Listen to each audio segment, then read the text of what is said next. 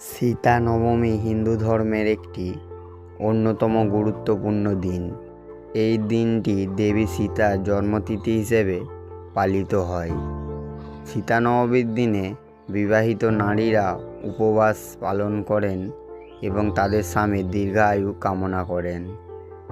সীতা নবমীকে সীতা জয়ন্তীও বলা হয়। বৈশাখ মাসের শুক্লপক্ষে নবমী তিথিতে এই উৎসব পালিত হয়। বিশ্বাস করা হয় মা সীতার জন্ম পুষ্য নক্ষত্রে এবং মঙ্গলবারে হয়েছিল।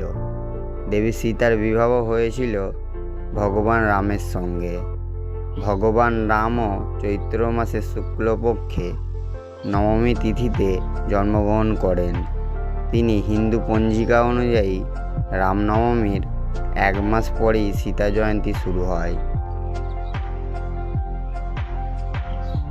দেবী সীতা ছিলেন মিথিলা রাজা জনকের দত্তক কন্যা, তাই এই দিনটি জানকী নবমী নামেও পরিচিত। পৌরাণিক কাহিনী অনুসারে রাজা জনক যখন যক্ষের ভূমি পরিষ্কার করার জন্য লাঙল চালাচ্ছিলেন, তখন লাঙলের ফলায় মাটির নিচ থেকে একটি শিশুকন্যা আবির্ভূত হন। লাঙলের রেখাকে বা ফলার দাগকে সংস্কৃতে গীতা বলা হয়। আর যেহেতু তিনি সেই ভূমি বা গীতা থেকে জন্মগ্রহণ করেছেন, তাই রাজা সেই কন্যার নাম রাখেন সীতা। সীতা নবমীর দিনে সারা দেশে ভগবান রাম ও জানকী মন্দিরের বিশেষ পূজা অর্চনার অনুষ্ঠান করা হয়। মন্দিরগুলি ফুল আলোকসজ্জায় সজ্জিত করা হয়।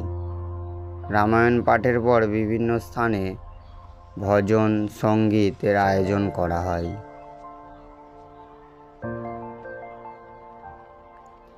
সীতা নবমীর দিনে দেবী সীতার পূজা করা হয়। বিবাহিত নারীরা এই দিনে উপবাস পালন করেন, তাদের স্বামীর দীর্ঘায়ু কামনা করেন।